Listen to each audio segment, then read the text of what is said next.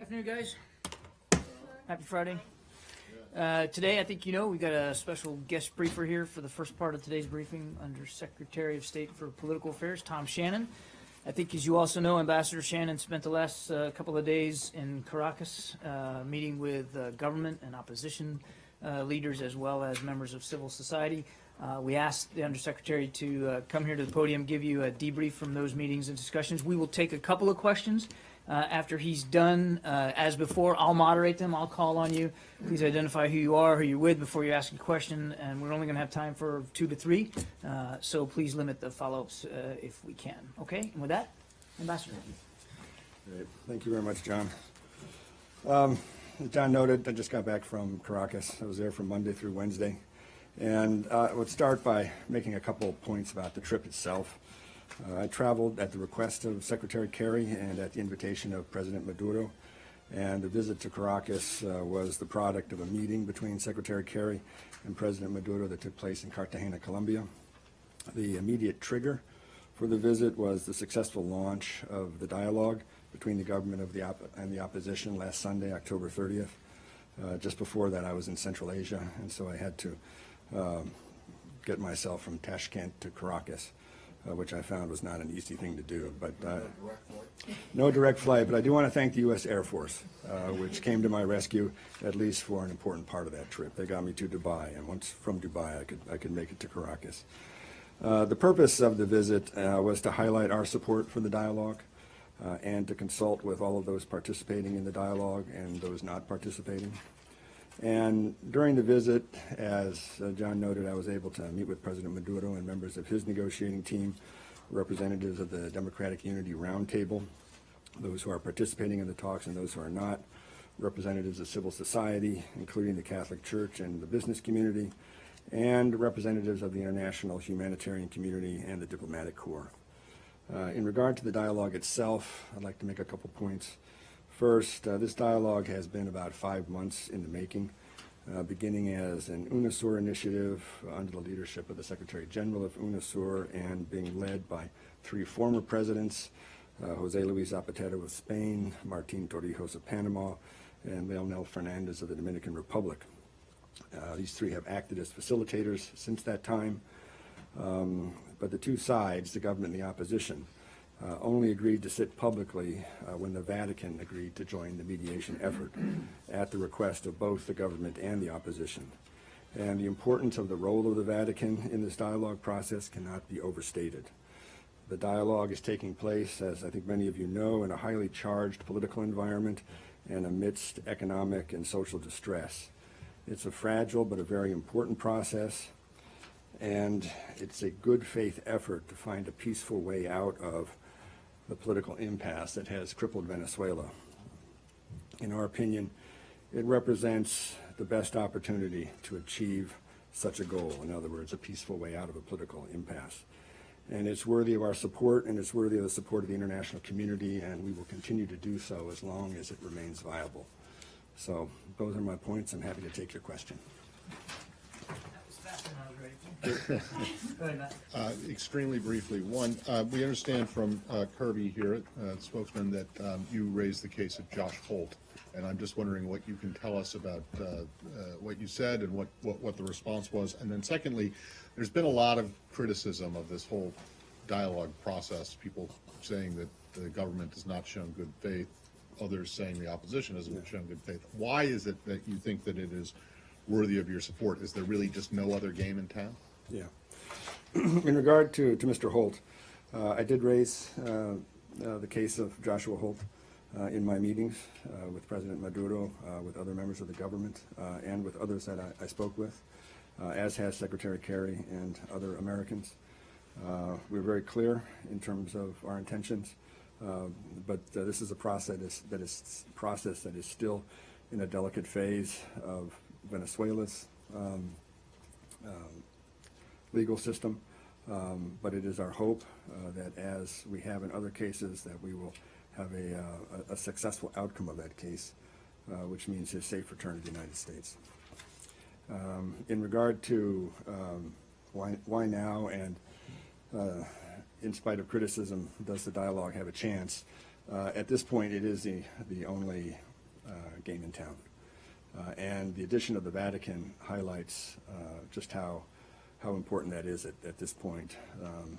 His Holiness is the Pope's decision to meet with President Maduro in Rome and to send one of his most experienced diplomatic fixers to Caracas to sit with the sides this past weekend and to lay out a dialogue process that will meet again on November 11th. From our point of view, really is the last best effort to try to find a negotiated peaceful solution to this. Absent this dialogue process, Venezuela will find itself in a state in which both the government and the opposition will have to measure themselves through their ability to put people onto the streets. And while mobilization can be an important part of a negotiation process, absent a negotiation process, mobilization is unpredictable and can be very dangerous. So from our point of view, for those of us who see the issue in front of us, not just as how you address the immediate problems of elections and addressing the issues of political prisoners, but how you also begin to create a process whereby Venezuelans can talk about their future and talk about how they're going to address the really significant economic and social crises that they face. This dialogue is the best hope we have. Leslie. Tom, you've mentioned several times the last game in town and best hope. What do you think came out of those meetings? Was anything achieved in the first meeting?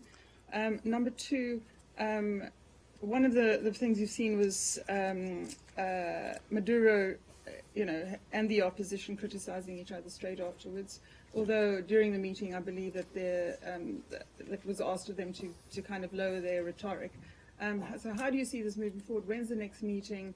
And what happens if this dialogue fails? Well, first, the fact that they've sat down together and they've done it publicly is a huge step. And the fact that it has taken place with the presence of the Vatican as a facilitator, along with the other facilitators that I mentioned, is also very important. Because what this means is that there is now global attention and global engagement and support for the process. That said, it's important to recognize and remember that this is a Venezuelan process. At the end of the day, it's the Venezuelans that have to solve their own problems.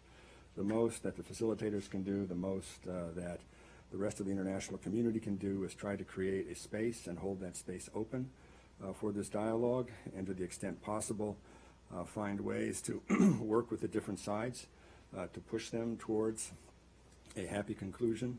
But at the end of the day, nothing can be imposed. And a lot of this is going to depend on the goodwill and the good faith of those participating.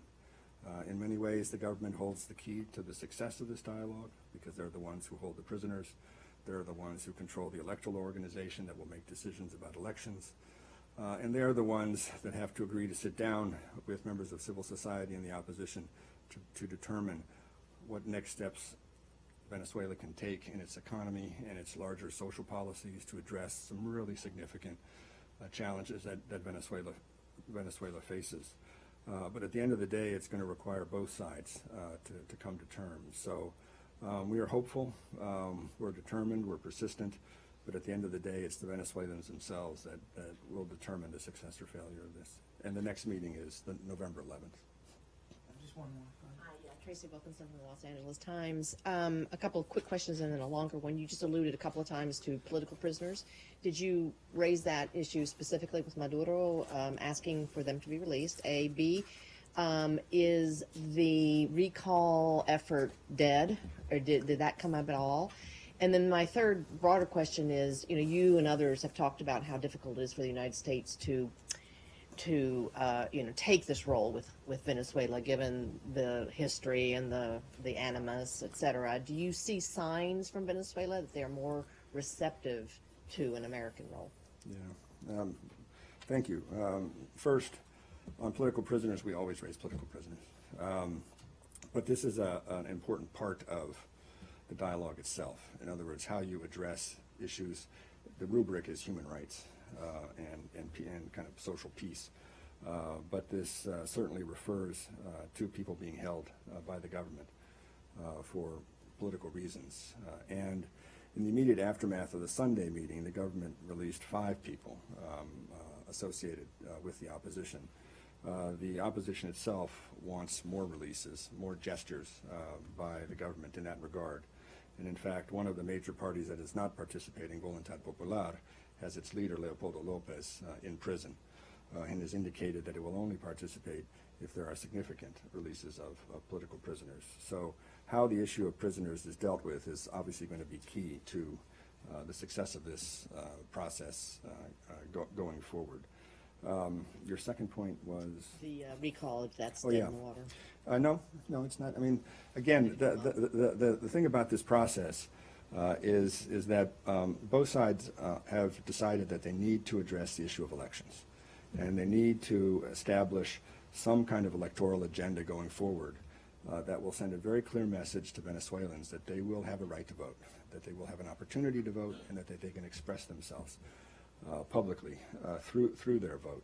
The question is what that electoral agenda looks like, and everything can be negotiated.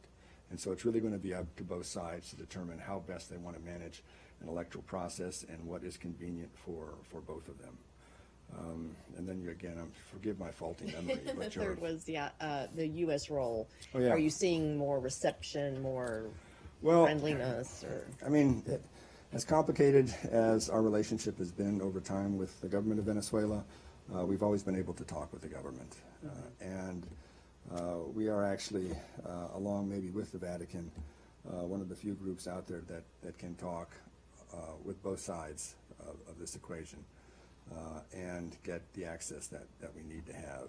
And the fact that I went down at the invitation of President Maduro was indicative of that. When Secretary Kerry met with President Maduro in Cartagena and discussed the dialogue process and the role we could play in it, he was very happy to have us come down. And I know that's certainly the case for the opposition, with whom we also have a very fluid and open relationship. Thank you, sir. Listen, thank you all very much. Stop it Really there. appreciate it. Thank you, sir. Appreciate it. Thank you.